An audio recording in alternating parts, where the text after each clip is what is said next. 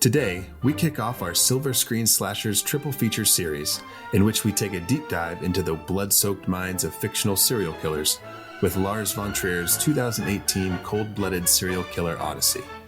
The corpses are freezing, the blood trails are washing away, and the human trophy collection is growing as we travel through the 9 circles of hell with our personal guide, Verge, to not only meet Jack, but to have a kind of personal reckoning with what it really means to be entertained by murder, monsters, and even horror movies in general, in The House That Jack Built. You're listening to How I Met Your Monster, a podcast that explores the introductions to your favorite movie monsters. My name's Zach. I'm Danny. And I'm Casey. And together we dive into the world of horror to find out how filmmakers have introduced us to our favorite monsters time and time again. This is How I Met Your Monster.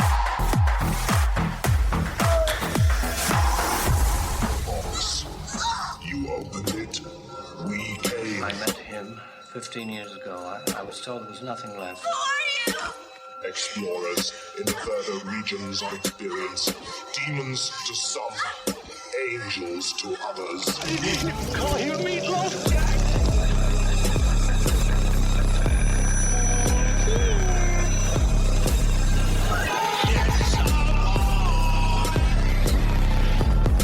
Surprise, Sydney. Come on, don't be chicken shit. Welcome to How I Met Your Monster, the show where we discuss the introductions to your favorite movie monsters. Make sure to follow us on Apple Podcasts, Spotify, or anywhere you find your podcasts. And if you'd like to support the show, visit shop.fangoria.com/howimetyourmonster. To paraphrase the song from the Monster Squad, shop until you drop. Shop until your feet fall off. Shop until you drop. Yeah, shop until you drop. Shop.fangoria.com/howimetyourmonster. Shop until you drop. Fill up your cart. Enter promo code howimetyourmonster before you drop. It's got to take a lot to drop if you're shopping like at your computer. Online? Yeah. Just like clicking like incessantly to the point where you're like out of breath. What was that? Jim Carrey and Bruce Almighty where it's like online shop But until hey, you drop. Fangoria will do that to you. It's literally that good. Mm-hmm. But make sure to enter promo code How I Met Your Monster at checkout and get 20% off, and you will help support How I Met Your Monster. Yeah. So it's a win-win. But today, as our intro promised, we are talking The House That Jack Built, starring Matt Dillon and directed by Lars von Trier. This is the first movie in our Silver Screen Slashers triple feature. So that's very exciting. Yeah. And according to IMDb, The House That Jack Built is a story that follows Jack, a highly intelligent serial killer, over the course of 12 years and depicts the murders that really develop his inner madman. And the tagline reads, "If you feel like screaming, you definitely should." Interesting. Doesn't he What say a that in the movie? line. He says that in the movie. And of course, our monster for today is Jack, aka Mr. Sophistication. Which, if that isn't a narcissistic thing to name yourself, I don't know what is. Okay, so as the synopsis mentioned, this spans the course of 12 years, and it is broken down into 5 incidents. So are you guys ready to head to Dante's Inferno? Hell, Zach, I've never been less ready. Let's do it. I'm very ready. I'm very excited. Guys, this movie really was hard for me. So my notes, there are a lot, but they're scattered. Since I watched it 6 times, I didn't take any notes. I have some questions more for Casey about her as a human. that this is like in her bedtime I figured. movie. I know, because when I tell you guys why I like it, you're going to be like, that is fucking horrifying. Okay, yeah. There were some scenes that I had to fast forward through, so I'm hoping that your points of interest were my points of fast forwarding. I'm sure they were. Yeah, I don't know what see, that's the thing. I don't know what my limits are. I don't get it. I just sort of I understand. I think that this movie is very brutal in a way that most people wouldn't understand. Yeah. And that's what I like about it. Because most of the time it's people looking for something disgusting or something bloody or something gory. Yeah. That's what's going to shock them. But this movie is not those things. But it's disgusting. That's, before we get into it, for me, this was so much more enjoyable. Like, it's such a better movie on the second watch. It is. I loved it the first time, but the second time I fucking became obsessed with it. Okay. Yeah. Once you get past the shock value of everything that you're seeing, and then you watch it again, and you can actually just like hear what it's saying and what you're like listening to. And it's just like, oh, okay, this is a good fucking movie. I will say, as the one, co-host here who's kind of coming into this movie with a little bit of quite a bit of hesitation. I will say that I was pleasantly surprised by the movie. I did actually enjoy it. I thought it was very interesting. My only, I try to, I'm sure most people, you try to judge a movie based on what the movie was going for. We're not always going to like every movie, but if they made a promise, this is what the product that I'm selling is like, well, how well did you try to sell the product? And I think the movie did a good job. So I give it points for that, just kind of from like objectively. But then obviously, you can't help but have your subjective kind of opinions. And as we kind of discuss this movie, I'll try to elaborate on that a little bit without being too critical of the movie. Just so we can kind of focus on the monsters or monster. Yeah. But yeah, I just wanted to like set that straight right out of the gate that I did not hate this movie. Okay. Well, good. It's no House 2. I love how Casey and I are so on like two opposite ends of the coin. And Zach's a little more in the middle, if not closer to Casey, but yeah, probably closer to Casey. Yeah. Like, I really liked this movie, just especially on the second watch. Okay. So I know, Danny, you don't have that perspective, but I've watched it 18 times since last night. See, well, now you're going like it gets better, then it gets worse, then it gets better. It's like picking flowers. Like, he loves me, he loves me not, he loves me, he loves me not. Exactly. You're on the one where you threw it away, and it's like, oh, this movie sucks. Yeah. But are you guys ready to go on this journey with Verge to the underworld and learn about Jack, Mr. Sophistication? Yeah, jack me off. Gotta be a better way to say that.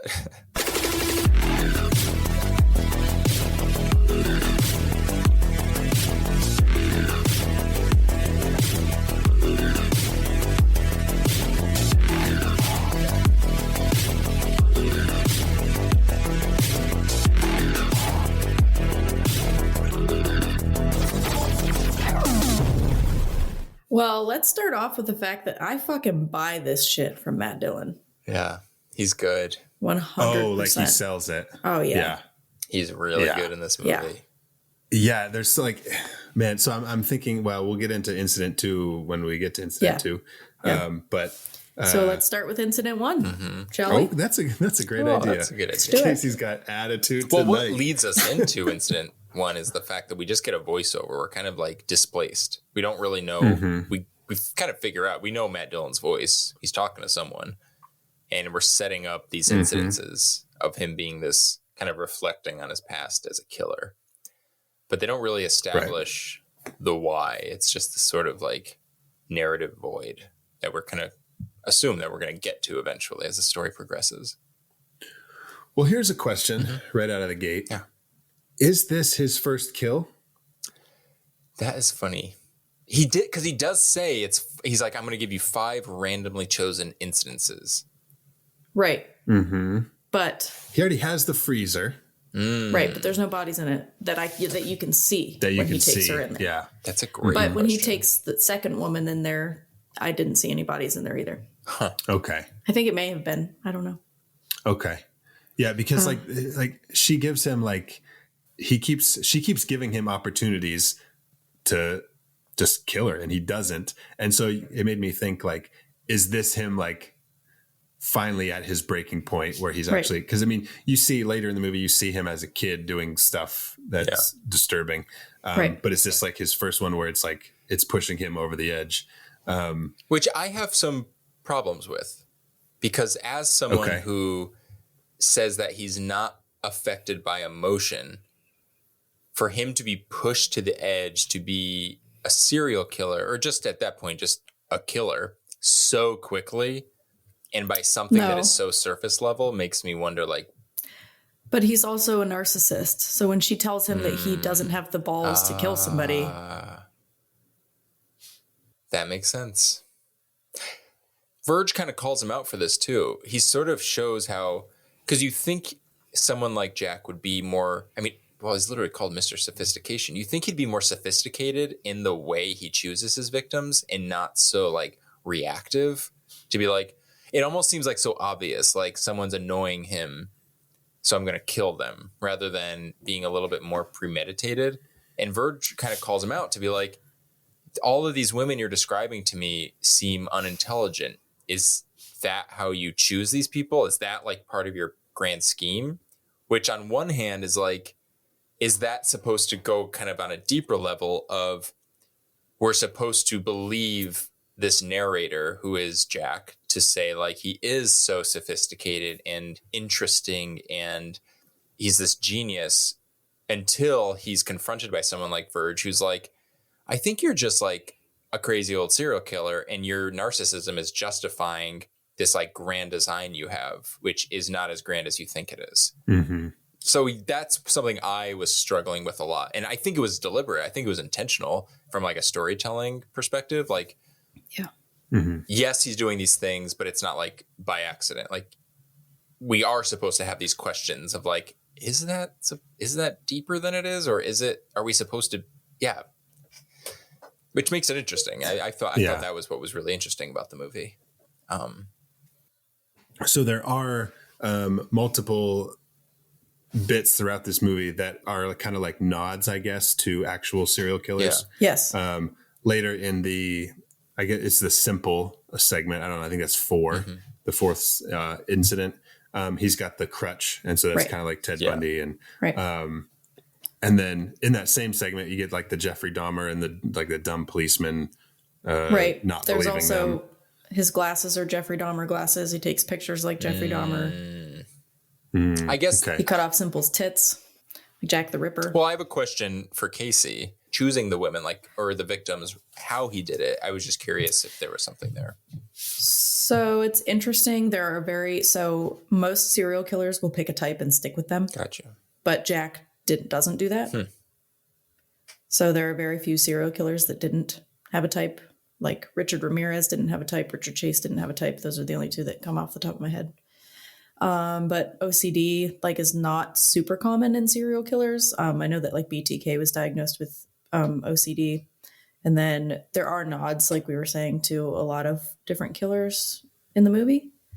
Another thing is there is, which I've talked about before, product and process killers. So process killers enjoy the process of killing. Product killers want what's left after they've killed somebody. And I think that he's both, which is rare. Because he has the little wallet, but he also is kind of obsessed with the... Right. So that's actually... So the wallet thing is this is kind of an obscure one. Jerry Brudos was a serial killer in the late 60s, early 70s. He only killed 6 women. Well, I say only, that's it. One. It's not good enough. He killed 6 women, and one of them, he cut her breast off and he kept it, and he stuffed sawdust inside of it and kept it on his fireplace mantle. And so that's what that gave me vibes of, but also Jack the Ripper cut off breasts. And anyway, I didn't know that. So the product killer and process killer thing, I think, he's both. I think he enjoys the process of killing, and obviously he keeps all of the bodies for, a reason that we'll find out later. But I think in this first incident, it's really interesting to me because I don't know if either of you felt this way, but the way that I love Uma Thurman, but the way that she performed in this felt very much like it was what he wanted to hear. I felt like her delivery was very him kind of making up these things that she's saying about him being a serial killer. Yeah. And oh, you could leave my body over here. You could put my car over here. You know what I mean? Oh, yeah. So, and then Danny, you got to you were talking about how he's annoyed by her or whatever. His narcissism gets in the way because she says that he doesn't have the gall to actually kill people.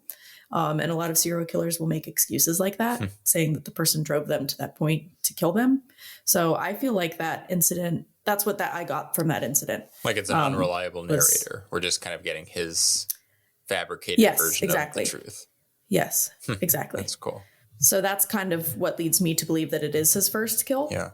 And it definitely doesn't have anything to do with the fact that this is a beautiful girls' reunion and their characters did not end up together. Spoiler alert. This is a I revenge also tale. think it's interesting that she says, he says he doesn't have a Jack, and she says, doesn't everybody have a Jack? And to me, I read that as something about that type of person, you know? I don't know Yeah. exactly what it is. Well, but- here's a little blurb to speak to that, Casey. This is on our trusted trivia source, IMDb. It says, when shooting the first incident, Matt Dillon was a little confused because he didn't understand why Jack was being such a passive character by listening to all of Uma Thurman's characters blabbing about him being a serial killer and her being stupid for getting in the van several times and not doing anything about it sooner. Then Dillon thought that maybe all of the ramblings were actually in Jack's head as a way to give himself a reason to kill her. Okay. When the actor went to Lars von Trier with this theory, the director smiled and revealed to him that his intention with those moments were exactly that. Wow. However, the movie doesn't exactly point out I any of feel this. so fucking smart right now, you guys. I swear I did not read that ahead of time. In Casey's crime I corner. swear I didn't read that ahead of time. So you're definitely on to something. I feel so good about Which- myself. yeah. You have no Which idea. now I need to go back and watch that scene again. Yeah. Because it is Just so, because, I mean, I remember being like, this feels like so over the top.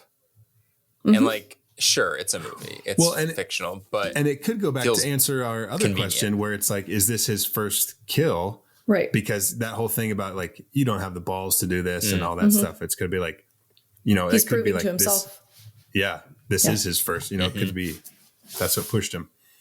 I feel so smart.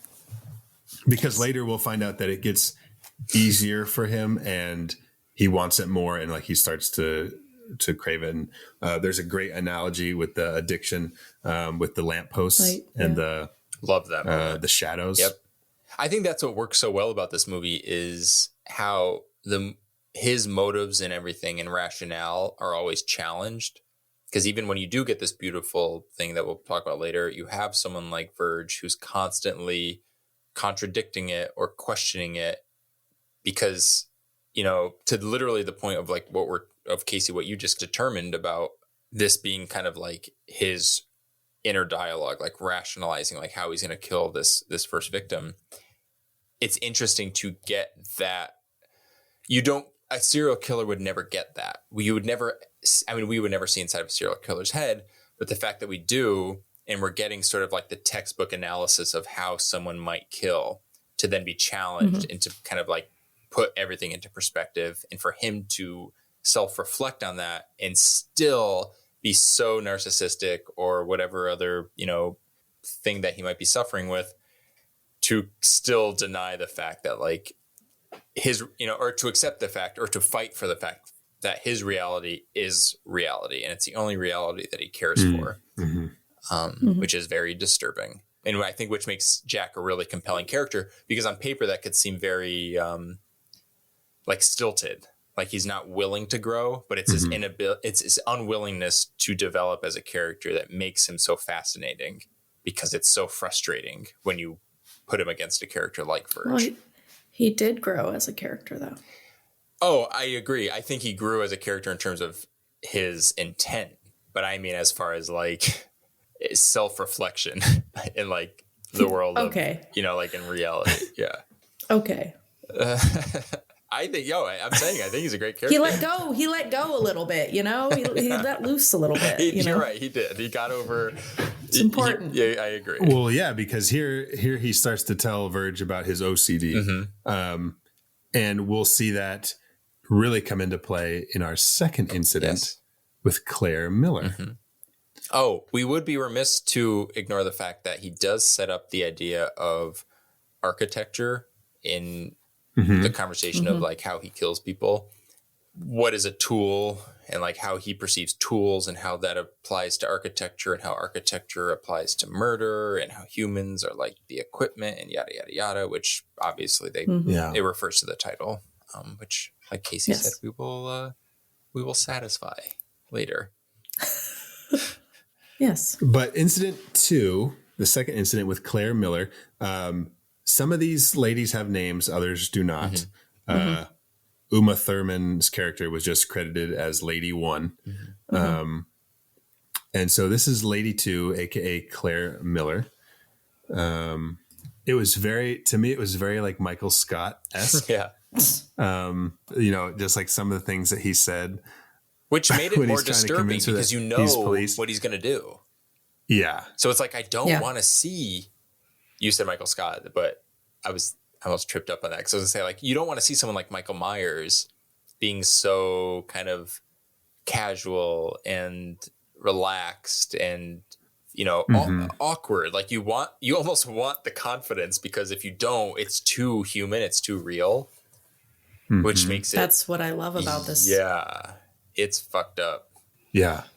Well, and, you know, I'm going to jump to the end real quick. You know, right before he falls into the pit of hell, I remember watching it the first time and kind of like hoping that he made it across. That's funny. There was a little piece of me that was kind of like, you can do this, Jack. Yeah. You can do it. You got it. You know, like we go on, like, it's a terrible journey, but we did go on this journey with him. And now he's like got this like test, and he's like, you kind of like, I don't know, maybe I'm a fucking psycho for thinking this, but like you kind of want him to make it across. I don't think that's you. I think that's the movie. And I'm going to use the word manipulation. I don't mean that as a bad thing. I think a lot of movies manipulate their audiences to some extent. Because my takeaway, this is a very broad look at the movie, but my takeaway was I felt like I understood exactly what this movie was trying to tell me by like the halfway point. You know, this is a 2.5 hour movie, and I'm not going to criticize it for that. Like, just kind of like, because I want it to be shorter. I would say that I got everything I needed to understand about the character in the movie for the most part within that first half. And it almost feels like the movie was deliberately, again, for lack of a better way to phrase this, dragged on to kind of like, as to almost punish the audience. You know, where it's like, we already know who the monster is. We already get this. So it's almost like we become the victims, where now we have to just watch these things happen and we have to follow Jack. I just enjoyed it too much. Yeah. But, and I don't think it's I don't think it's bad. I think that's a clever, it's such a unique way to kind of tell that kind of story. And it was just my interpretation, because I was wondering, I was like, what more could we have to know with that we didn't already understand in the first half? Yeah.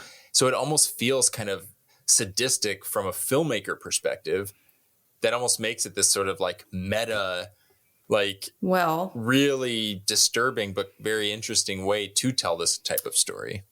Part of the story is also that art is subjective. So that it might be why that's 100% put in there as well. It is like the artist's journey, which is disturbing in its own way. And Lars von Trier even goes as far as to put clips from his own movies in this later, like in a montage. I think it's interesting that usually I'm like the 90-minute runtime type of gal, and I'm in love with this movie, even though it's so long. It does move. I will say it moves a lot faster than I thought it would. But Zach, it's funny that you mentioned the fact that he does put in clips from his own movies.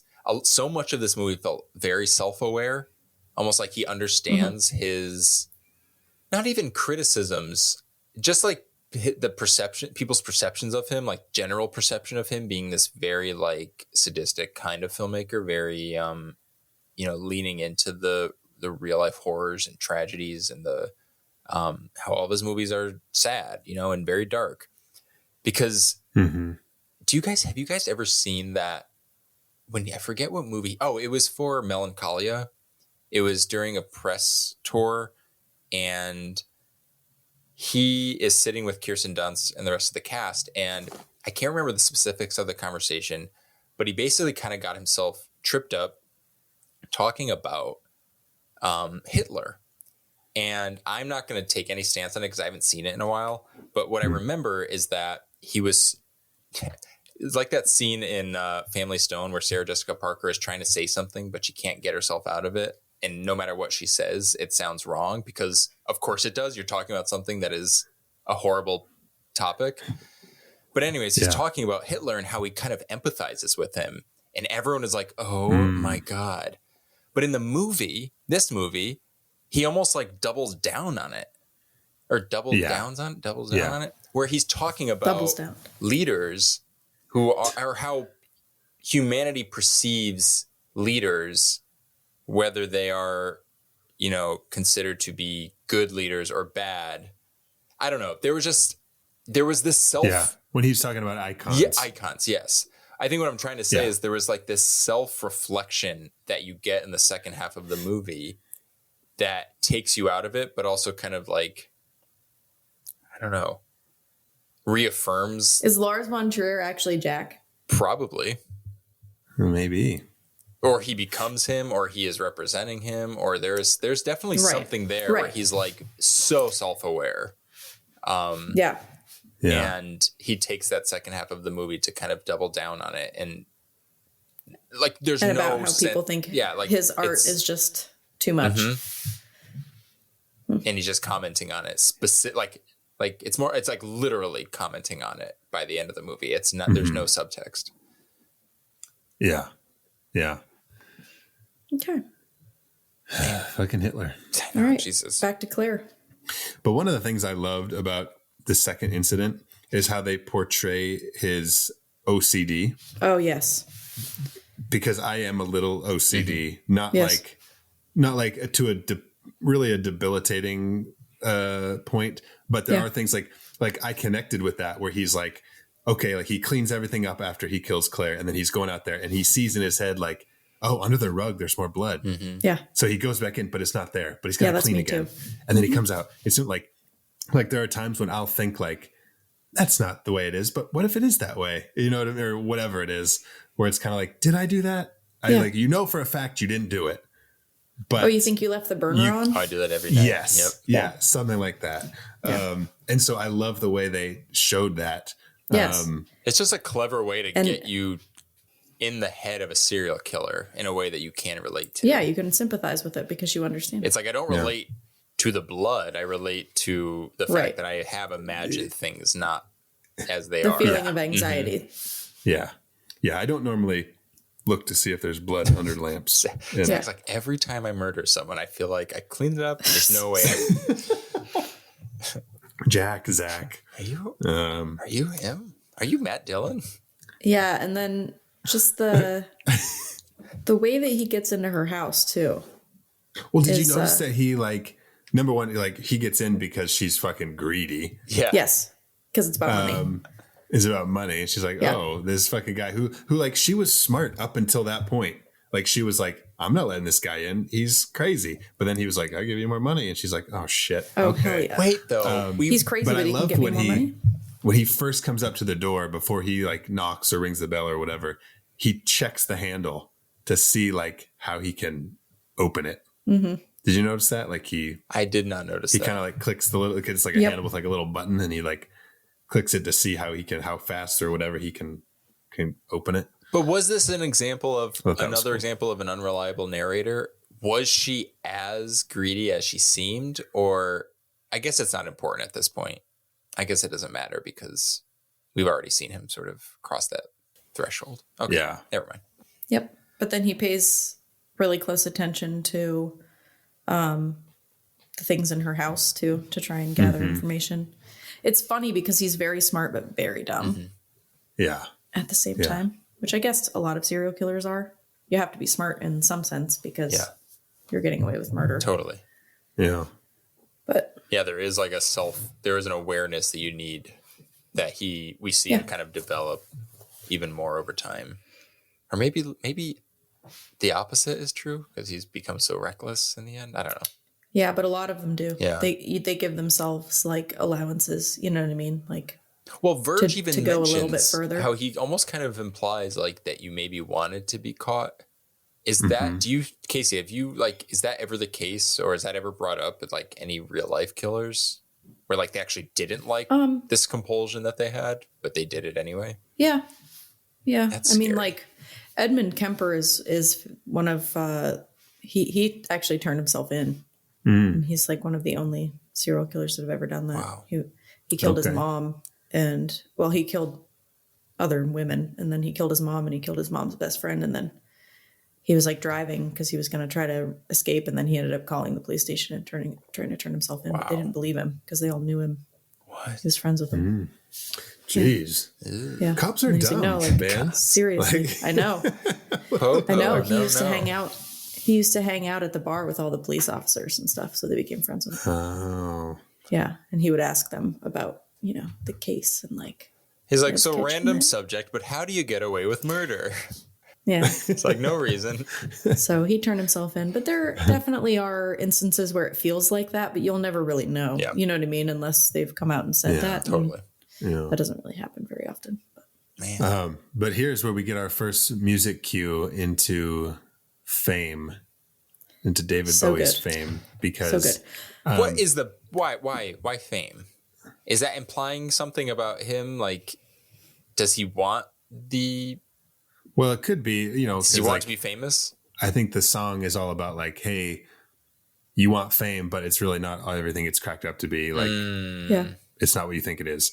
And so, yeah, he's trying to, he's that narcissist. He wants to be famous. He wants to do his art, and he sends the things into the paper he That's sends his true. photos Okay, into the that makes newspaper. sense. And Yep. Which is another nod to some killers, not necessarily pictures, but like BTK and Zodiac both wrote to the newspapers. Oh yeah. yeah. So Yeah. But to see him drag that body, and then the music starts playing, oh my gosh. And then when you see her, when you finally see her after the dragging and her face is gone. yeah. Oh my God. But like, he doesn't stop to like pull over to like get her No, into the because he's just gotta go, man. He just goes. But at some point too, with the narcissism, like you don't think you're gonna be caught anymore. Yeah.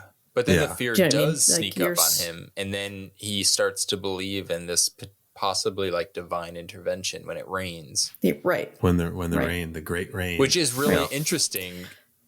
It's interesting specifically for someone like Jack, who is so sort of like narrow-minded to even consider that. But maybe that's like a narcissistic thing to think like, if there is a God, he's looking out for me. Exactly. Okay. Yes. I think in the second incident too is when I started to really like the cinematography, because there's no like steady cams in this whole it's very movie. shaky. Yeah. Yeah. And it's not like found footage shaky. It's just like, I'm here with you shaky, Yeah. So that's when And you're even like the in editing is choppy. yeah. So in the second incident's when you really start to feel that. Yeah. Yeah. Yeah. Well, during the second incident segment is where we get flashbacks to him as a kid. Yeah. And we get the terrible duckling scene. Which I had to Google right away. I was like, how do they do it? Yeah, he removes a duckling's leg with a set of pliers. But PETA actually made a statement after this came out, because they were getting all kinds of complaints. And PETA was like, we've confirmed it was a fake leg. No animals were hurt. And they actually went out and said, like, this is actually like a very good depiction of what happens. Yeah. Because a lot of these, a lot of serial killers start out when they're children by hurting animals. Yeah. Right. People are so dumb. And so, yeah. Did they think that they really drugged that woman across the ground and scraped her face Well, off? that was real. That was Yeah. real. It's Well, so I mean, stupid. you look at Cannibal Holocaust when they really killed that turtle. It's true. Yeah, I mean, that movie is known for that. And maybe if you have Yeah. a reputation like Lars von Trier, where you're It's like, also 2018, or it was also was 2018 when this 2018, movie came. yeah. Yeah. So they made a fucking fake duck I'm leg. not defending the people who called in. I'm not defending the idiots who were fooled by this. Yeah. But I do. I mean, it's happened before where they've killed animals on Friday the 13th. a snake. Yep. Snake. I do like in this childhood segment, when he's kind of commenting on the the guys in the fields with the sights. Mm-hmm. The scythes. Yeah, you see, like, aside from just like his like lack of empathy and like all of that, you start to see his interest in kind of like rhythm and process. He's like kind of like mesmerized by it. So you see how from that age, it's not that he was evil. He was just missing. He needed treatment for something, a condition, this lack of empathy, this whatever, however it would be diagnosed. And then to kind of tie that with this fascination with rhythm and process, which then leads, you know, it's a recipe for disaster eventually in his case, because when you see he also like, he takes, I don't know if you'd call it pleasure, but there's something to do with him hurting things and people. So it just becomes this recipe for disaster. So this is where he kind of mentions that the more murders that he's committing, like the less his OCD is kind of like ruling his life. So we get like some random, they do show us some of his other murders within these like incidents. And the one is like some like sub incidents. Yeah. Incidents. Subsidence. It's the subsident. Subsidence. It's the subset incident. It's the submarine incident. Oh, I want a sandwich. Oh yeah, a fucking sandwich would be good. God, I could eat sandwiches every day. All I have are granola bars here. Ugh. Yeah, I know. But we do get an instance where he like strangles this lady, and we don't know who it is. Yeah. There really isn't like more to it. He's just like, they're just on the couch, and he just like starts to choke. So this is it's gonna be real. This is gonna be really, really fucked up for me to say. That's what we're here for. So I'm just gonna do it. Part of the reason I like this movie so much is that this is the first time I've ever watched a movie and actually believed that a man was strangling a woman. Oh my God. Yes. Like the veins in her head. Yeah. And she's crying, like she has tears running down her face, and his hands are actually squeezing her neck. Yeah. I wonder. And they show it for like, I mean, it takes like 3 to 5 minutes to kill somebody that way, but they actually show it for like at least a minute, not like 3 seconds. And that's when he's narrating how he's like, I've perfected this process. Yes. Yeah. Gross. Ooh. So that's part of what I like about this movie. I think that's what makes this movie so much more disturbing than like, you know, like what sets this apart from like Scream. You know, Scream, you're watching people get disemboweled. Well, even just a gory movie. Gory movies are like shocking and stuff for different reasons, but this one is so real, and it, and then it mixes. Those movies are to like get your adrenaline going. Yeah, and there's like a certain tempo and an energy there that almost feels like you're on a ride. This feels like you're witnessing something happening in real time. Yeah. Right. Yeah. But as he's taking her back to the freezer, right? He sees a lady walking down the side of the road, and he says like he didn't want to do it, but like he just couldn't help himself. Like the urge was too strong. So he turns around and just runs her off the road. Crazy. Yep. There wasn't even any like, that was one of my favorite even like portray like how to represent his obsessiveness to show him get so frustrated with himself, because I thought it made him even scarier, but also oddly more relatable. Like obviously you're not relating to the deed, but you're relating to like the headspace that you can be in if you have like, obsessive compulsive disorder. Right. It's the same as going back in the car and thinking that there's still blood everywhere in the house. Yeah, like someone had mentioned this earlier, but it's like, did I turn the burner off before I left the house? Did I lock the window? Yeah. Like, fuck. It's just like you have to go back and retrace your steps, or like finish that. It's like Jack Nicholson and As Good as It Gets. He's got like his steps, like you got to hit the steps. This is just on a little bit of a different level. But guys, I was wrong. He wasn't taking her to the freezer. He had already taken her to the freezer, and he developed his pictures. Oh, that's right. And he realized that he didn't like the way the pictures turned out. So he was taking the frozen lady back to the scene of the crime when he decided to hit this lady on the road. So then that brings us into this like thing where he's got like the body in his truck, in his van, but he's carrying the frozen lady, like who's like stiff in this weird position. But that's where he gives himself the name Mr. Sophistication, right? During that photo shoot. Is it? Okay. Right? Oh, okay. And he like writes it on because that's the one he's sending to the paper. Yeah. So that is kind of in terms of like meeting the monster. That's the first time we meet Mr. Sophistication. Okay. So he's probably been creating that character, I guess, for a while. He had an idea. You know, you got to give him credit. It's hard. It's one thing to have an idea. Ideas are cheap. Jack committed to it, and he saw it through. He did. So, good job, buddy. I don't know if maybe that wasn't a good thing. Yeah. Yeah, no one benefited from it. Yeah, as long as he was happy, you know. For someone who has no feelings and for him to find happiness, just makes me happy. It's nice to see it. Good for you, Jack. Good for you, Jack. I am fascinated. Well, not fascinated. I'm more just like curious what the correlation is for people like that who they don't have empathy, but they also want to hurt. So they're trying to evoke an emotion or a reaction or something, you know, the loss of something. I'm curious, like what that correlation is. I'm sure it's different for everyone, but. I mean, I would think that maybe killing is probably one of the only things that makes them feel anything at all. Oh, it's like that one extreme.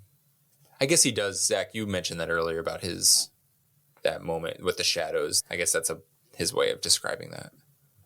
Yeah, which is in this segment where he talks about, so when he's basically, once he fulfills his need and then he's good for a while, but as soon as there's like this one point where it's creeping up behind him, the need to do it again, and he can hold it off for so long, but there's that one point where they meet, and that's where he's like, well, fuck, now I got to go again. And that pushes him to go to and, you know, Verge even mentions like, he's like, wow, Jack, you're not special. That's just like addiction. I guess what it is. And so, but I thought that was a really fascinating way to show it. Yeah, like, I love that. That animation that they did in the movie was really good. I agree. Imagine a man walking down a street underneath the street lamps. Right under a light, his shadow is the densest, but also the tiniest. Then when he starts to move, his shadow grows in front of him. The shadow becomes bigger and bigger while it thins out. And the shadow behind him from the next lamppost emerges and becomes shorter and shorter until it reaches its ultimate density as the man stands directly underneath the light. Let's say that the man standing underneath the first lamppost is me when I've just committed a murder. I feel strong and content. I start to walk and the shadow in front of me grows bigger, like my pleasure. But at the same time, pain is on its way, represented by the shadow behind me from the next lamppost. And at the midpoint between the lampposts, the pain is so great, it outweighs my pleasure. And with every step forward, pleasure dissolves and pain intensifies behind me. Finally, the pain is so unbearably intense that I have to act. So when I reach the point with the next lamp in zenith, I will kill again. I know you want to be someone special, Jack. But let's face it, this illustration can be used for any addict's tale of woe. The alcoholic empties the bottle at the zenith, etc., etc. But what about the family? Incident 3, the third incident. This was a tough one for many reasons. Well, just like the duckling, the children didn't really die. God, this scene. Correct, but you can still like. Yeah. This is where I started to feel like I'm just trying to make you feel better. Oh no, like I'm fine. Like I was not as affected by this as I thought I would be. Especially like when Samuel was in my life when I saw it before. And now I have my own baby. I thought it was going to hit me even harder, but it really maybe because I knew what happened. It was just okay. I don't know. I was just more curious why, because clearly it's just there to kind of evoke an emotional response, like a kid dying and specifically being shot is like, it's a very, it's directly tied to an experience that to an event that we've all kind of like experienced, you know, I'm not going to get into specifics, but like shootings of young children is very prevalent, sadly, in our country and our other parts of the world, but specifically here. So on one hand, I can appreciate the fact from like an artist perspective that he's saying, you know, this is in the news every day. What difference does it make if I show it to you in this fictional setting? On the other hand, because it is so prevalent, why show it to us? It's almost like punishment for something. I could see him like creating a narrative around like putting all the violence on screen and being like, you'll watch this in any other horror movie. I'm just taking out the fun bits and the entertainment value. So I can see that narrative. This one just kind of bothered me for that way. Especially also because the kid asks Jack, he's like, have you ever hunted large animals? Which made me was that like Lars von Trier saying, I just view humans as animals, and it's just sort of, I didn't really get. Well, I think part of this is this, you know, even having this scene in there at all is, was when Verge was asking him like, or you know, Verge mentioned like, so I see you did find a family at one point. And so like, was Jack like was he trying to be like a normal person? Yes. Or did he just get with this family to kill them? Intent, yeah. Yeah, I was curious. With the intent to kill them. Do you know what I mean? Could go I don't know either if he was way. actually, because later you'll find out with Jacqueline's character, aka Simple, he mentioned that like, I actually did like this woman like more than I thought was what I was capable of.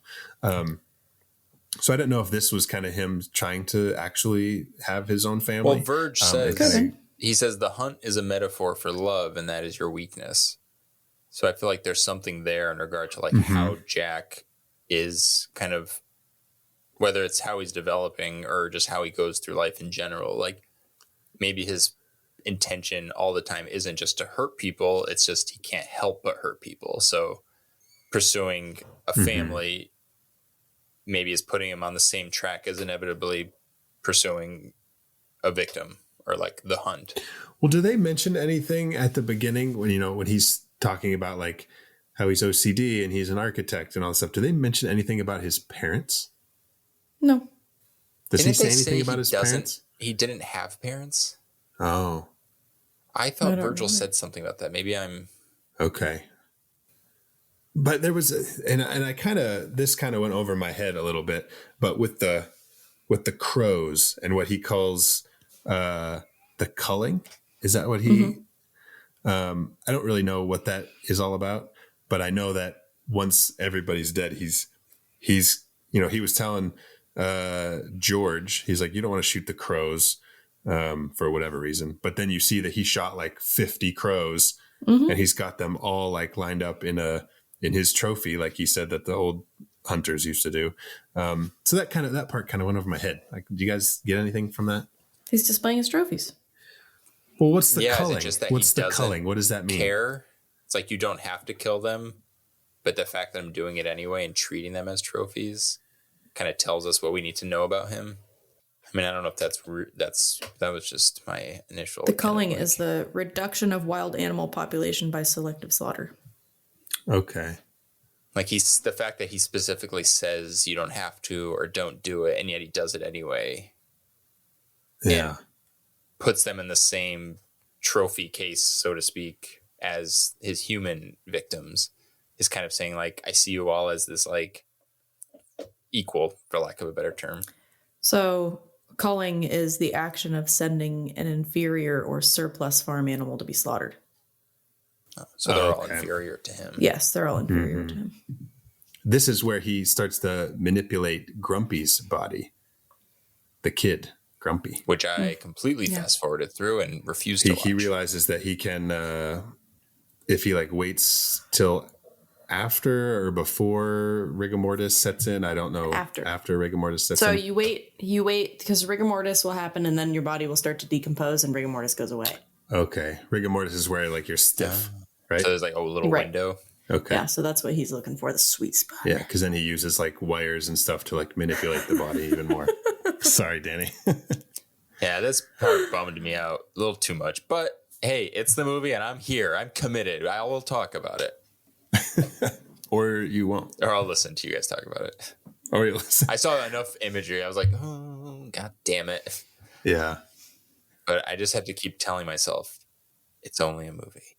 It's only a movie. It's only a movie. It's only a movie. Is that Last House on the Left? Yeah, the last house that Jack built on the left. Mm-hmm. The last house on the left, that's the one that Jack built. Exactly. Well, let's jump into the fourth incident with Jacqueline, also known as Simple to the Jacks of the world. That's all I got. That is one thing I like about this movie is how they don't waste any time in setting up these scenarios or like how Jack meets these people because it's irrelevant. Mm-hmm. It's just about how he handles the situation. And so everything's kind of implied, which I really appreciate because you can basically put it together because all of it is just based on like, kind of like we at this point understand the kind of person that Jack is trying to manipulate and ultimately kill. So that was just something that I appreciated for a movie that is, 2.5 hours long. Right. But that's why it moves. Yeah, exactly. Totally. They don't have any of it doesn't waste time. It's just that shit. Yeah, exactly. Mm-hmm. And this is with Jacqueline. This is where he had told Verge that this is who, like, I found someone who I actually had feelings for more than I thought that I could. Yeah. And that's when he's looking in the mirror practicing. Yeah. And he says, smile. And then he's at her door with that stupid smile. Oh, man. This is the incident where I started to get frustrated with the movie personally. Because this is, how I said like halfway through, it's like, I already know where this movie's going. So I feel like the filmmaker's trying to just sort of punish me deliberately. Like, and if that was the case, great. Like that was what you were trying to do as an artist. I'm not trying to say like, you shouldn't do it. It's just, that's where I was taken out of it a little bit because there's literally a line, that scene where he's like and I'm kind of jumping ahead a little bit, but when he has her scream and then he starts screaming and he's like, look, no one's coming. And all of a sudden, Jack has this kind of like, you start to see his outlook on the world and on people. And which made me think it was the filmmaker's view on life and on people, where it's like, nobody wants to help, which is so like nihilistic. It's so depressing. It's so hopeless. Well, it's true. Yeah. So nice.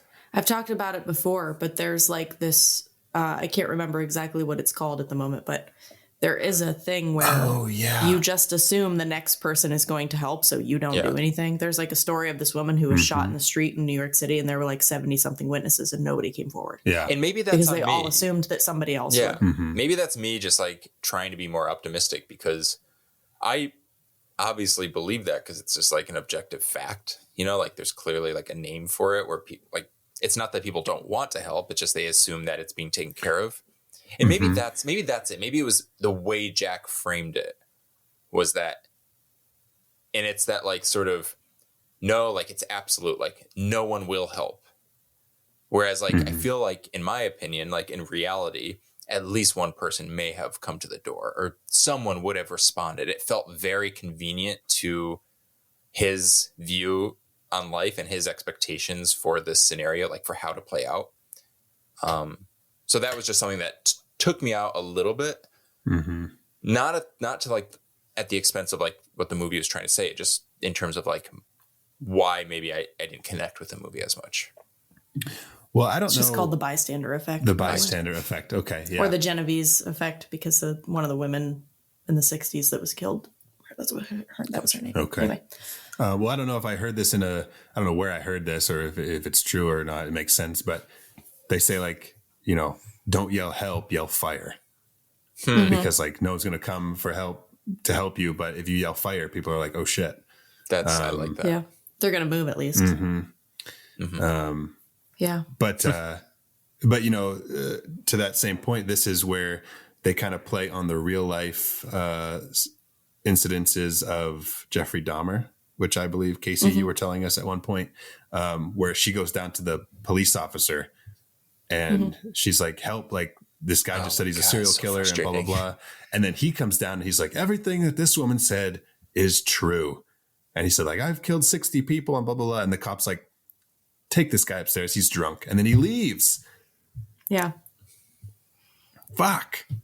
So frustrating. The Jeffrey Dahmer, that was Connor X and Sam Sofone.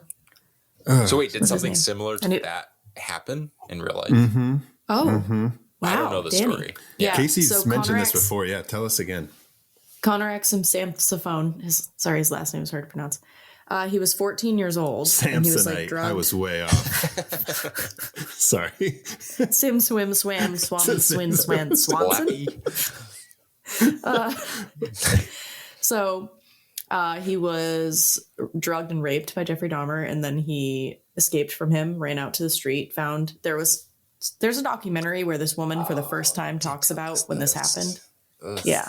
And she was a teenager too at the time, but she called the police, and the police showed up, and they just didn't want to deal with these gay people. So they gave the kid back to Jeffrey Dahmer because he convinced them that it was just his lover and he was just drunk. Oh my God. That's so fucked up. That's like, it's like the equivalent of, what's the word? What was my fear and biggest fears? What is the word I'm looking for? Claustrophobia. It's like emotional claustrophobia. Oh my God, you're where so it's like right. you can't get out. Like, oh my God, I'm stuck here. Danny, I gotta spread my arms. I hate it. It's like nothing I say is gonna get me out of this thing, and it's actually just gonna get worse. Yeah. Oh my God, I hate it. Yeah. Danny, you just made it worse. Fuck. But yeah, Jack. So Jack, when he first gets there, he's actually very sweet. Like that little cute thing he does with the telephone, and like he pulls the cord and stuff. It's really cute. But I wonder how he was acting before, where she's like, I don't want to talk to you. Right. Like, right. I don't like the way you look at me. What did he do? And like he's so mean to her.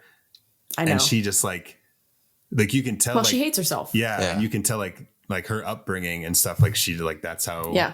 Guys she has no confidence. She's got no self-esteem. Yeah, and it's just sad. So was he being sweet to her, or was he using her? Was it all a ploy to be like, I'm going to emotionally manipulate her by being sweet? Yeah, of course. Jack. He's a narcissistic sociopath. I just don't understand like people like that. Like even at like the most simple nobody level, does. Like, don't you just want to have like a quiet night at home? Well, their brains. Nice dinner. You're so complicated. Their brains don't work the way ours do. No, exactly.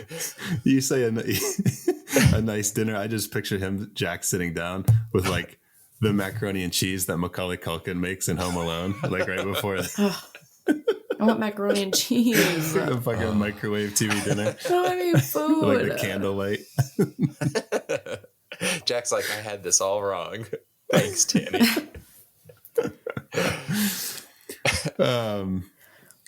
But he, so he kind of mutilates Simple. Yeah. Yeah, another scene he makes her choose the knife. Oh, God. The second he brought out the knives, I was like, nope. I went, boop, boop. That's another emotional claustrophobia for you. Yeah. You fast forwarded, Danny? So, Danny, it's interesting that, like, you say that you don't like you got halfway through, you were like, oh, blah, blah, blah. But all of these incidents are very, very different. They're not the same at all. But I knew basically what the outcome would be. But it definitely shows all of the different, especially like not having a type, because he doesn't have a type. They are mostly women, but it's still all very different. You know, like he picks up the hitchhiker, he goes to the woman's house, he's in a relationship with one of them, he finds a family, you know, and then the last one is just some random guy. Well, that's the thing. For what the movie is doing, I didn't mind these like incidences and like seeing these murders and his journey and eventually like where he gets to in the end. It was more like the making us witness all of it in real time. And that's just like, at that point, I was like, that's another part that's so good though. I know, but I'm just saying like, I get it. I want there, and that's the thing. It's more complex than just like me not liking it. because I actually appreciated this movie. I loved like the idea of like exploring inside this guy's head and all of it. But just from an audience perspective, or just like from a narrative perspective, I was like, I got it. I don't want to see, why are you torturing me? Like, I want to be involved with this journey. I know what he's going to do because I've already seen it. And that was my only thing that kind of, and again though, but like I could also on the same side of that, like from a critical perspective, say like, that was all deliberate. Like, I totally understand. He clearly maybe was trying to evoke this response of like, yeah, fast forward that it's too much, right? Like this is disturbing, right? You are entertained by these movies and now you're questioning like what it means to be entertained by a quote unquote horror movie. He got you. So there is something kind of beautiful about that, which I appreciated. And I was surprised by watching it. I thought I was going to hate this movie. I really like did not want to watch it. I was like, okay, I thought I was going to be fast forwarding a few things, but I was like, actually interesting. Yeah. But I was like interested. I was like, okay, this is surprising. But I agree. Like that is what the movie was. Like, so for me to have like to judge it on those grounds is more on me and less on the movie. But then from an argument's sake, I can say that as the audience, the point is not to, I guess, like reach every person. And that's kind of the beauty of art and film in general. So I don't know. I don't know if that makes sense, but no, because I agree with everything you're saying. I think it's just, I don't know. That's what's great about this kind of movie. It's so complicated to just straight up enjoy. But then that opens up like a whole conversation about like, what is art? And like, are you supposed to enjoy all art? What? Casey, Why are you laughing Casey's at me? like complicated. I think you mean comforting, Danny. She like I love goes it. to bed watching this movie. It is comforting. I don't know why. But that's what's beautiful so about weird. it. It's like you go into a museum and you linger on a photo or like an art piece that someone else is like, but it's not a so guy stupid. Strangling women. But it's the same idea. It's like it's evoking, it's getting something out of you that is, for lack of a better term, like satisfying. It's satisfying something. And there's nothing wrong with that because that's the beauty of art, is that it's supposed to do that. Some people create art to entertain. Some people create art to question or to like gross out, but we're all so different that there's That's no what our way buddy Lars to is doing. target, like to get that exact result, I guess, from the piece. Yeah. So have you guys it's seen funny. any other of Lars von Trier's movies? I've watched I have the first Nymphomaniac. Okay, me too. Yeah, I haven't seen that one. I heard it was painful to watch. I've watched the one with Kirsten Dunst, A Melancholia. Okay. Yeah, I saw that one. It was a very long time ago, Okay. so I don't really remember a lot of it, but I remember watching it. I think the only other one I've seen is Nymphomaniac Part 1. I might have seen some of Part 2, but I don't. Do you know if there was a reason you avoided part 2, or is it just kind of, it just happened? No, I don't remember. It was a while ago. Yeah, I think I may It's have only ever disturbing. seen Melancholia. Why do I feel like I've seen more of his movies? Well, see, I thought so too. I thought I've seen some. And then I went on IMDb and saw his list of movies. And I was like, I haven't seen any of these. Yeah. I watched Antichrist too. Okay. I don't remember any of them because I watched them all like as soon as they came out. Nymphomaniac. I don't know why. Yes, they're very Maybe it's because it has there's Charlotte Gainsbourg in it. Willem Dafoe. Yeah, and Willem Dafoe. Oh, Both yeah. of Willem Dafoe too. Yeah. It says a lot about him though as a filmmaker though, the fact that we know his identity and his brand Yeah. so much. It's so without distinct. having seen his movies. Totally. Well, I mean, yeah, it is like a brand. You know what I mean? Yeah. Yeah. He's got his own what kind you're of. getting. Yeah. Yeah. Yeah. Here's where we find out who Verge is, if you didn't pick up on it before. We find out that he's casually called, his name is Publius Virgilius Maro, but he's also known as Virgil or Virgil with an E. Virgil, Virgil, or Virgil, Vergil. And he was an ancient Roman poet whose work had a great influence on Dante's Divine Comedy, in which Virgil appeared as the author's guide through hell. And so now we kind of find out, if you're putting the pieces together, that Jack is going through hell. And that's who this narrator is. He's talking to this narrator on his trek through hell. Love it. So, and then they kind of get into, like, Danny, you had mentioned earlier about the icons, and he gets into talking about Hitler and the Germans and the Stuka, that dive bomber, and how it was like such a like work of art because they like had this fucking whistle on it that everybody can fucking shit their pants when they hear it. They must be playing it at my house all the time. And we see Jack's skin wallet, which is gross. Titty wallet. Yeah. His titty wallet. His wall tit. His wall tit. Wall tit. And Jeremy Davies has, this is where we see Jeremy Davies in a small role. Great as selling him the ammunition as the gun salesman. Which kind of leads us into the fifth incident, where he kidnaps. This is where we see him kidnap a man for the first time. Right. And he brings him into his freezer where he's got like 5 other men all lined up. And what he plans to do is, again, with the fucking Germans, he says that this is what they used to do when they were low on ammunition. They used to kill people with as many people they could with less ammunition. So he wants to shoot all of these guys with 1 bullet.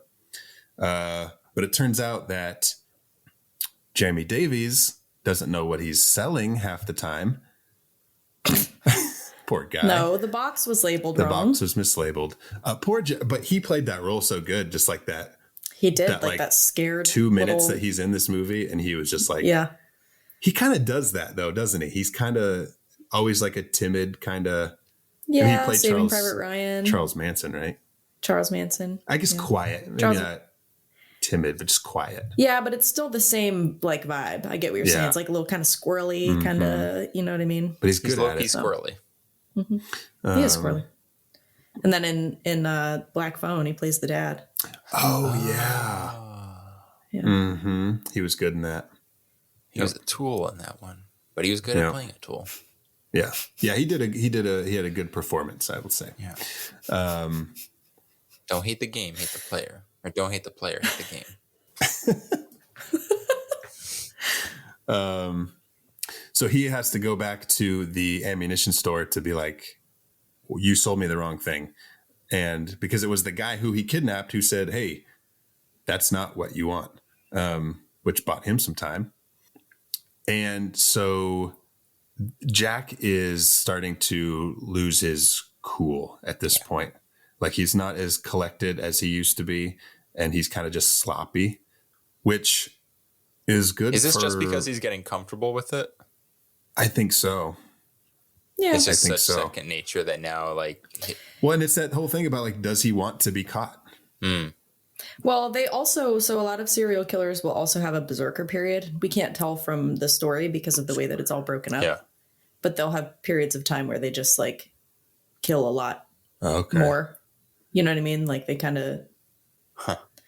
It's, you know, once they start killing, 1 every few months is not enough kind of thing. Okay. So then they just kind of get... I don't want to say they go crazy because obviously they're already some sort of mentally ill if they're doing this, but...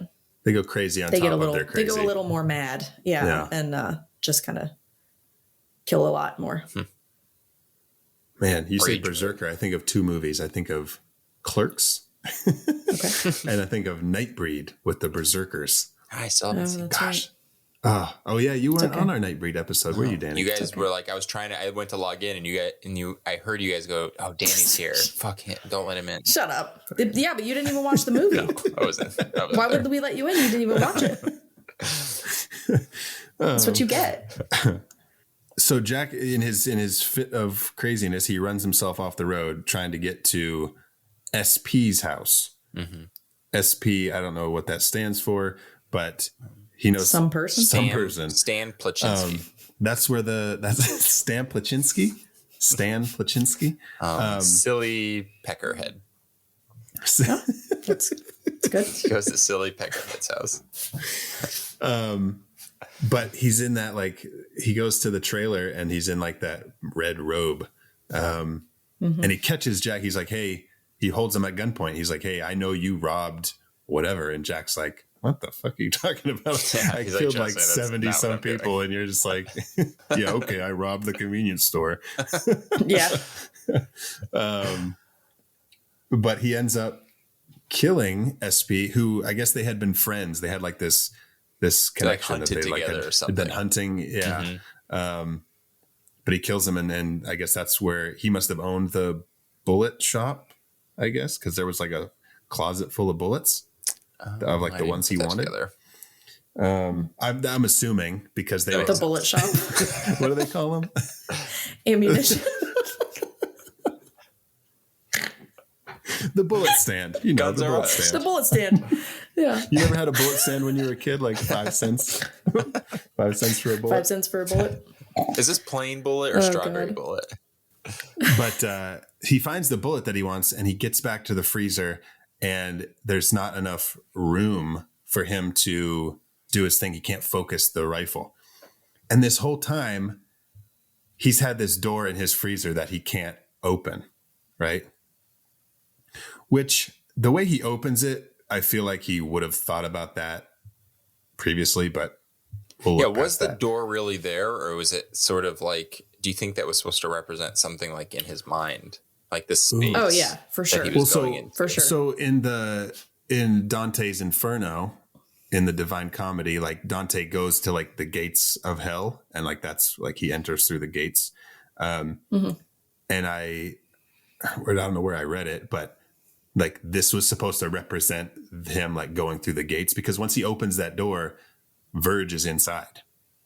Yeah. Makes me wonder if... Yeah, I felt like... And that's where he builds his house, and he builds his body house. I felt like he was just compartmentalizing his brain. So like, do you think he physically made the house of bodies, or was that just like in his head, like this was my intention? And in a way, I metaphorically did create a house of bodies. Well, to that point, how does he? So like, he builds the house, and then him and Verge like go down into hell, like they're just like through this hole in the ground. But like, did he die?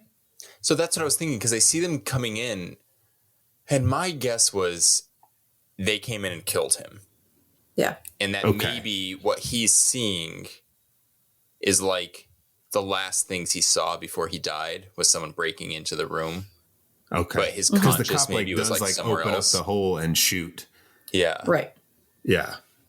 Okay. So yeah, so we're kind of I getting assumed like that he died as well. Version of that. Right. But he's basically his soul, I guess. Yeah, it could be like like another narcissistic thing where he's like, they didn't get me. They can't get me. I chose to go here. You know what I mean? Yeah. Like that's what he saw, is that it was his choice to go down and not them getting it. Yeah. He's a little narcissist. Even in death, he's just this narcissist who like can't accept the fact. Oh, he's so much of a narcissist that he thinks that he can climb that wall across and get to the other side. Yeah. Yeah. Mm-hmm. He's like, such I'm a going to take my chances. Yeah. But this is plenty of people have tried. They all died. But yeah, to get down in there, he goes through a hole in the ground in the fucking his house that he finally builds out of all the bodies that he's been collecting. And it was Verge the whole time who was like, hey, just maybe it's not, maybe you're using the wrong materials, buddy. Look around, use your resources. Fucking Verge. Okay, so now we're in we've gone through our incidents. Now we're in the epilogue. Catabasis. Is that how you say it? Catabasis. Yeah. Isn't that you got to say it with that kind of like Catabasis. Not to be confused with Calabasas, where the Kardashians live. Oh, well, maybe. What does that mean? Like hell? Maybe it is the same thing. I think it's like that's like a journey through hell. I think it's a literal Catabasis is a journey to the underworld. Yep. And then when we get down there, we start hearing things that we heard already throughout the movie. So then we find out that as we're going through this journey, now we're seeing it. This is what we've been going on this whole time. And I love the different camera work down here in the underworld. like when they're in the water, and it's kind of like documentary style, like found footage kind of. Yeah. Really they rough steal, and tumble. well, they don't steal, but they basically just like a lot of the images are taken directly from works of art that have to do with like, Dante's Inferno. Yeah, the one is... There's that one famous shot of all the people in the water. I love that part. Do we know the name of that? Yes. It's called The Bark of Dante Okay. by Eugene Delacroix. Okay. Verge takes Jack to, he's taking him like on all these different levels. So like different, I guess there's like different rings of hell, and each one is reserved for like a different level of whatever you've done. And on the way, he's taking him to like the very bottom of hell, but he's like, this is just for sightseeing, basically. Like, I thought you'd appreciate it down here. You don't belong here. You belong he's an artist. like a few levels up. But he takes them past the entrance to the Elysian Fields, which the Elysian Fields are the final resting place of souls of the heroic and virtuous in Greek mythology. And so he's seeing like these beautiful fields with those guys with the scythes and all cutting all this stuff. And like, basically it's heaven. And Verge is like, yeah, you don't belong. Like, we don't have access here. You can't get in here. And so Jack is like watching this, and we see him shed a tear, which is kind of like astonishing for the kind of person that Jack is, just like a no empathy sociopath. Yeah. And so like, he's like, kind of like, well, fuck. I wonder if part of what he's seeing is supposed to kind of like evoke memories from his own past, because like we've seen his memories as a kid with using the scythe in the field, and that was like peaceful to him. So maybe he's seeing that like, wow, I can just spend my life just being in this state, and I'll never get one of that. his happy memories, like one of his non-violent peaceful memories. I like that shot when it like all the audio is gone besides him breathing. Oh, okay. Yeah. Is that right there where he's watching the in the fields? Yeah. But he sheds a tear, and it's like, well, hey, sorry, buddy, you made your choices. Now you live with them. But so now Verge does take him down to the lowest bit of hell, where he's not supposed to be, and he sees a staircase, and he says, hey, where does that go? And he's like, well, that leads you back up to heaven. Does it lead him back up to the real world, or does it lead him back to heaven? I thought it was the real world. I can't remember what he says. I guess the real world. Okay. And he's like, but I'll tell you, like, no one's ever done it. Like, a lot of people have tried, because he sees, and he's like, oh, can't you just like climb across? Because there's a bridge there that was demolished. And Verge was like, this bridge has been broken like since before my time. Like, and clearly, Jack, like, it's symbolic of the journey. If it's hell, they're not like, whoops, you might make it. It's like, no, like it's designed to fail. It's like testing his hubris, and obviously that's what ends up like being his literal like downfall. Yep. And he thinks he can make it, and just like everybody else who came before him, he didn't make it. And no, he did not. He falls, and we get a great music cue to hit the road, Jack. I love it. And that's it. That's it. That's it. That's the house that Jack built. Wow. God, we did it. We've been talking about this movie for a while. I feel like I've been kind of talking everyone out of like, because Zach, you've been wanting to do this movie for a while. Yeah. And I was like, nah. But we did it. And I'm glad we did it. Well, let's talk about the reveals of Jack, a.k.a. Mr. Sophistication, in the house that Jack built.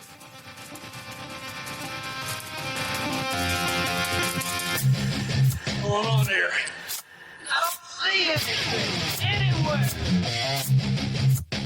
That's how they get you. They're under the goddamn ground.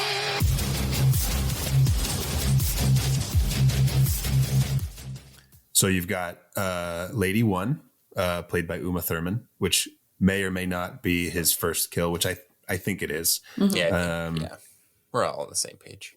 Then we've got Incident 2, which is Claire Miller, where he's pretending to be the cop, the salesman, whatever he wants to be. And you get a little bit of comedy in there. Divine comedy. I guess in that same incident, you've got the lady getting choked. And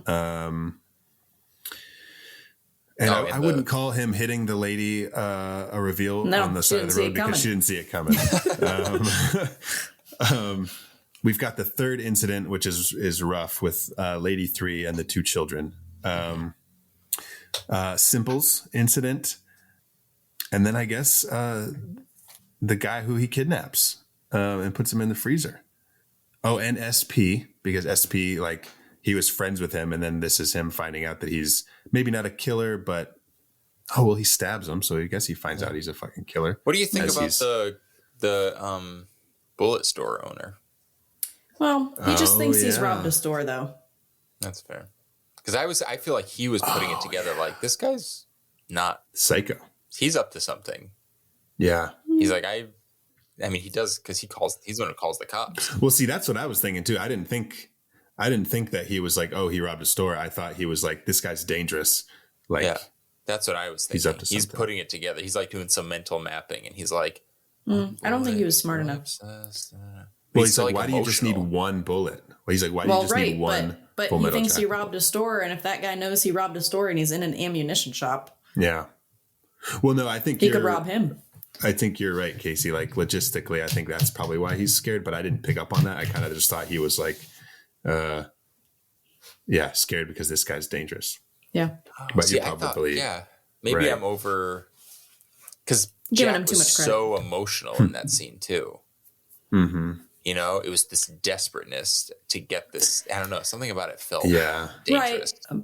But if you think about criminals anyway, regardless of, think about people who have robbed stores. They're also erratic. You know what I'm saying? So I think if the cops are after him for a robbery, your mind wouldn't automatically go to that he's a serial killer. You know what I mean? Yeah. But you don't know what he's capable of either if he's just committed a robbery. Because there's that line where he's like, why do you need one bullet? Yeah, for him. So, Or maybe he's where he was going to hurt himself. Yeah. Oh, yeah. Yeah, that could be it. Huh. And then I guess the reveal to Verge at the end. Yeah. Because like, although Verge has been with us this whole time, that's the first time that he's seeing him. Right. Because that's the start of the journey, which we find out later. Right. Which circles back. So when Verge is in the freezer, which may or may not have even been there. So what do you guys think? I think my favorite is probably Lady 1. Yeah. In that whole sequence there when he just kind of decides to take the next step into his... Yeah, honestly, that's my favorite too. And I'm not going to lie to you. It's mostly because I picked up on the fact that that was dialogue within his own head and not stuff that she was actually saying. Like, I was so fucking smart. I do feel fucking smart. I still feel fucking smart. Okay. I like, I think my favorite was the 5th incident because it was nice. Okay. It was fun to see like him kind of falling apart because he is so, he thinks he is like the shit. So then to see everything being scrambled and he's messing up and he is kind of getting emotional. And so I enjoy that just like from like, I guess, quote unquote entertainment. Oh, I might change my fucking answer. Oh my God. It might be Lady 2, the second incident, Claire Miller. That is good. That whole door scene where they're talking back and forth in the door, and he's like, "That was so dumb." He keeps changing his story because that's his first like deliberately being like he's like, "I'm here to kill." Well, we don't know if it's his. And the first one's he's like finding. Right. He like discovers this. Right. I mean, we don't know for sure if that's actually his second incident, but. That's true. So it may not be his second kill. Right. But we do know that he is there to kill her. Yeah. That's a good one. Oh, so we all have different ones? I'm going to go with Lady 2, Claire Miller. Right. Yep. Right, At this point, I feel like Lady 2 Claire Miller is like her name. Like if you saw her birth certificate, it would be Lady 2 Claire Miller. Lady 2 Claire Miller. All right. Well, now it's time for a segment that we like to call The Real Monster. Run as fast as you can. You can't catch me. I'm the gingerbread man. You're a monster. I'm not the monster here. You are. You and the rest of that fairy tale trash poisoning my perfect world. Now tell me, where are the others? Eat me. My real monster is the police. I think that's it's a good one. I mean, very simple as to why. Yeah. I think it makes sense. Yeah. Simple. Precisely. That's one reason, because she went downstairs, told them. Yeah. On top of a few other reasons. That fucking, when Claire Miller was quote unquote missing. Really? Officer? Oh, yeah. Really? You told that man just to Dummy. leave and you didn't get any of his information? Yeah. Right. Oh my God. Yeah. You're so right. Well, speaking of Claire Miller, my real monster is greed. Yeah. True that. Because if it wasn't for fucking greed, Claire Miller would probably pension. still be alive. I mean, maybe. Same with Jack, though. I feel like just... Jack is greedy, too, in his own way. Mm-hmm. That was ultimately his downfall when he wanted more. Of course. He dug a deeper hole for himself. Yeah. He dug a deep hole to the underworld. Dug a deep hole. Hell. We're in a hole, Harry. We're just going to have to dig ourselves out. My real monster is narcissists. Okay. They're just, how do you deal with them? You don't. Yeah. They deal with themselves. That's funny. Well, that's it, guys. That's the house that Jack built. Wow. That's it. We did it. We're through it. Danny can rest easy now, knowing that he's seen this. You guys, what are we watching? What serial killer, what silver screen slasher are we covering next? We are covering American Psycho. Yeah, Casey's pick. Okay.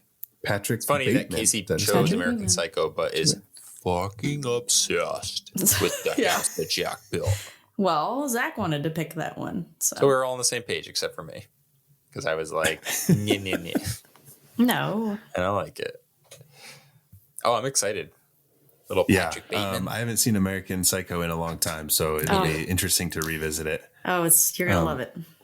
Nice. Yeah, it's so good. I think I will love it. You will. But make sure to join us for American Psycho in our part 2 of our Silver Screen Slashers triple feature series. But until then, make sure to follow us on social media, How I Met Your Monster. Where can our listeners find you guys on social media? I am on Instagram at WolfMotherCasey. Okay. Danny, Danny, did we even talk about you? Oh my God, you guys, Danny got married. No, you guys are so fucking concerned about just putting out a quality podcast that you didn't want to take it down a key. Okay, we just need to take a moment and congratulate me, a third of our hosts. We need to congratulate Danny, who is no longer Danny Salem. No, he is Danny Salem Miller. Welcome to the show, Danny Salem Miller. Hi. Congratulations, buddy. Act as though I'm a new person, like a brand new host. I'm Danny Salem Miller. Hello. This is how I've decided to talk. Danny, so you got married. Tell our listeners where you got married. Well, over the holiday break, my fiance and I, we've been together for almost 10 years. We've been engaged for 2, and we have been kind of talking a lot about getting married, obviously, how we want to do it, where we want to do it. And we had been discussing just eloping, making it simple. But we, again, could not decide on that either. So we went to Colorado to visit family. And while we were there, we planned just a casual day trip to Estes Park, Colorado, to see the Stanley Hotel, which is the hotel that Stephen King stayed at and based The Shining around. We just decided, we were like, well, what if we eloped there and then we could take pictures at the hotel? And we realized that doing this was a lot easier than we ever expected. And had we known it was so easy, we probably would have done it a lot sooner.